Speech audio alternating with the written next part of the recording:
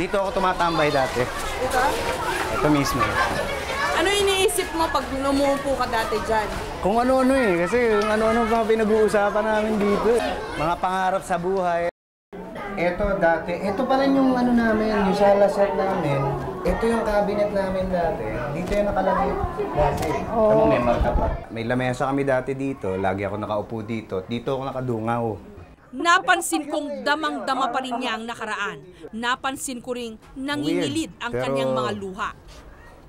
Iba yung pakiramdam pala. Tingin mo, no, Bitoy? Kung tutuusin, oo, malayo na mula sa pinagmulan ko. Pero ang gusto ko lang malaman ng marami, na hindi talaga naaalis sa buhay ko itong pinagdaanan. Naiyak ako eh. Ako, medyo.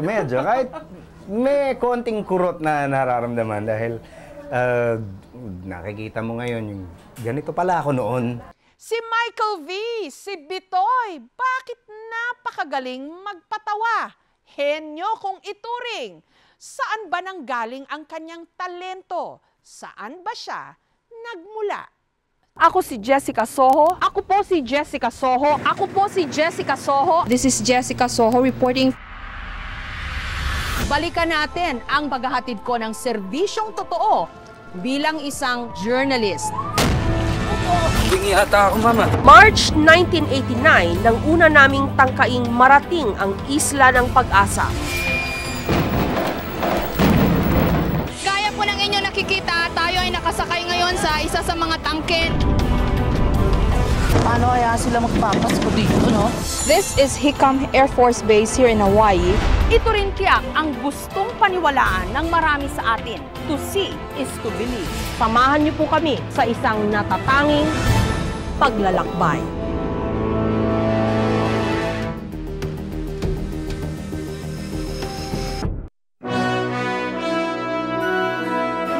Ang kahusayan sa sining, hindi lang minamana. Hinuhubog din ito ng lugar na kinalakhan at ng sari-saring kwento ng buhay. Ito ang pinanghuhugutan ng pambihirang galing at talino. Siya si Etoy, si Bebang, si Betong, at si Junie Lee. Hindi nga, mas maganda ilong nyo. Bitoy is a consummate artist talaga. He's an artist's artist. He can do it all as far as the creative arts is concerned. Nakita nyo ba yung commercial ng tungkol? Sino nga ba talaga si Michael V? Saan nanggaling ang kanyang henyo? At kahit yata anong papel, kayang-kaya niyang gampanan. Sabi nga sa'yo, parang Joey din. Maagos na ito. Sa araw na ito, malalaman natin. Dito lumaki si Michael V. Sa bukod tanging tenement housing kung tawagin sa Bikutan Taguig. Sa maniwala kayo o hindi, sa iisang gusaling ito, 10,000 nilalang ang nakatira. Marami sa kanila, dekada na ang ginugol rito. Iilan lang ang mapalad na nakaalis at lubos na swinerte. Tulad ni Michael V, ang singer na si Razel Tuason, ang makeup artist at model na si Lala Flores. Taga rito rin ang pumanaw ng komedyanteng si Rene Requiestas. Hindi ako dito dumadaan doon. Mas mabilis doon eh. Mas mabilis ang daan doon. Hindi, doon nakatira. Marami ang agad na nakakilala kay Michael V.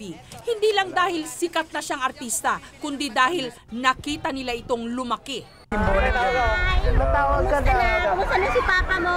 Ay, nasa Cavite ho. Doon na nakatira eh. Kilala niya ho si Bitoy? Opo. Nung maliit pa? Kumbari ko yung mother niya. Akala ko wala ka dyan. Hindi ako pumasok sa office para nasayaw. Ito kasayaw namin dati. Sumalubong sa amin ang mga kapwa-batang tenement ni Michael V na sina Zaldi at Girlie. Meron kaming dance group dati na ginagawa. Doon kami sa 7th floor sa bahay nila nagpa-practice. Ganyan ka dati? Ganyan ka ba dati na bata? Ganyan mga kaliliit? Oo, ganito. Tsaka yung mga damit ko, ganito rin. Saan man kami sumuot, nagsusunuran ang sandamakmak na mga bata. Sa pakiwari niya, wala gaanong nabago sa tenement. Mga pamilyar na mukha, mga pamilyar na sulok-sulok. Dito dati nagpapagupit ako eh, kaya lang iba na nakatira dyan eh. May mga parlor din dito? Barbero? Si Bong. Ito yung paborito kong tindahan dati. Anong binibili mo dyan? Kung ano-ano. Paborito ko yung Lobo Biscuits. Dito ako nagbabasketball noon. Wala pa tong mga kuryente noon. Kasi itong space na to, dalas meron kaming mga lumang tennis ball. Aling na sa ibang lugar. So pagka nagkasama-sama... Itinuro din niya sa amin ang mga paborito niyang tambayan. Dito ako tumatambay dati. Ito? Ito mismo. Ano iniisip mo pag numuupo ka dati dyan? Kung ano-ano kasi ano-ano pa pinag-uusapan namin dito. Mga pangarap sa buhay. Ito, nagiging motorsiklo to minsan. Talaga? Dito ka nangangarap? Oh, hindi lang dito. Maraming, dalawa yung lugar na paborito ko. Isa ito. Isa dun sa taas. Sa rooftop. Tapos dito kasi yung pinaka-accessible. Silang mga barkada ko, dito nakatira. So pag sumipol ako, may sipol kami dati. Yun yung senyas na, sama-sama tayo. Hindi ganyan, ganito. Pag nagsipulan na, ayun na. Doon kami madalas tumambay ni Michael V. Si Michael V. Diyan siya nagkikwento ko na yung mga pangarap niya sa buhay niya. Diyan, tumatawid siya dyan. Meron diyang tubo. Siya naglalakad siya. Ginagawa ni Bito yun. Ginagawa mo yan, pare. Tumatawid, gumagano siya dyan. Misa nga ako natatakot eh. Kasi kung, madisgrasya siya, hindi na siya Michael Bingham. Okay lang. Pero higit sa lahat, dinala niya kami sa mga lugar kung saan nabuo ang kanyang mga pangarap, kung saan nahubog ang kanyang pagiging malikhain. Sa maliit na unit na ito, tumira ang pamilya ni Michael V ng 20 taon. Ibang pamilya na ang narito pero pinayagan siyang sariwain muli ang mga alaala. Ito pa rin yung namin, yung sala set namin. Ito yung cabinet namin dati. Dito yung nakalagay dati. Tama, may marka pa. May lamesa kami dati dito. Lagi ako nakaupo dito. Dito ako nakadungaw. Oo. Ano nakikita mo view ba dyan pagdungaw mo? Dito nga yung kinikwento ko kanina na habang ginagawa itong simbahan, merong nadulas na mama, muntik mahulog. Napansin kong damang-dama pa rin niya ang nakaraan. Napansin ko ring nangingilid ang kanyang mga luha.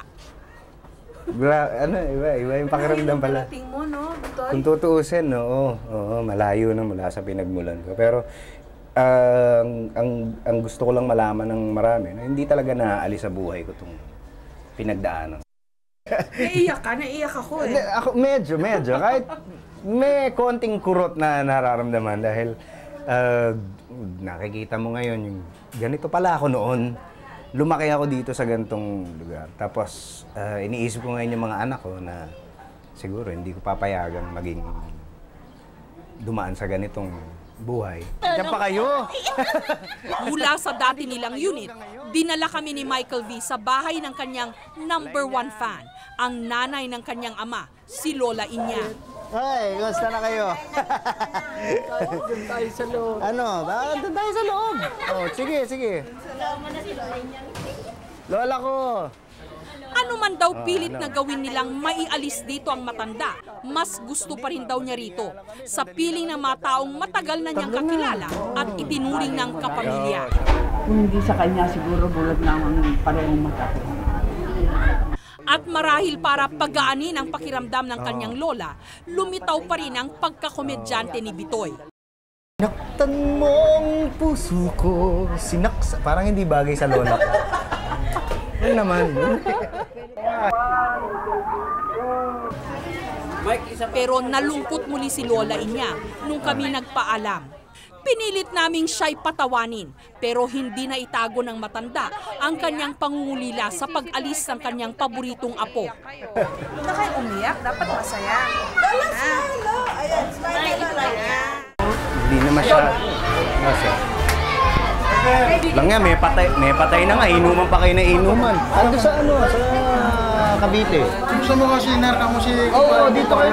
Ano kayo? Swimming pool. Oo, dati. Diyan nung araw. Eto, nagpapapasok sa akin ang libre dati. Sari-saring eksena ng buhay ang masasaksihan sa loob lang ng ilang dipa.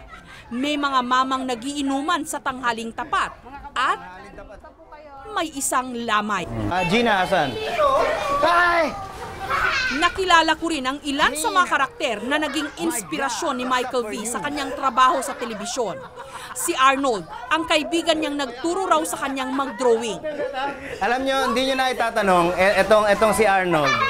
Eto nag-impluwensya sa akin mag-drawing. Hindi, ito magaling talaga. Hindi, Fortes 5, naalala ko. Hindi, pero malaki ang naitulong nito eh.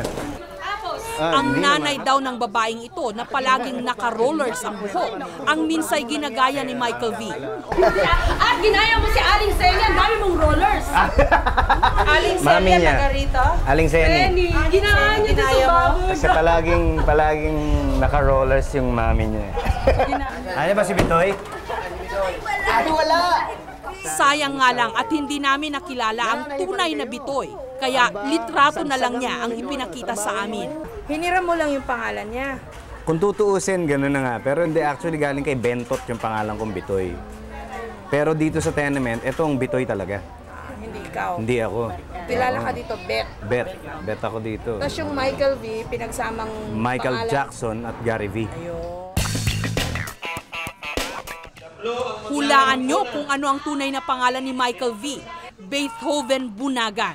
Bet for short. Si Betong, Etoy, Bebang, at si Junili.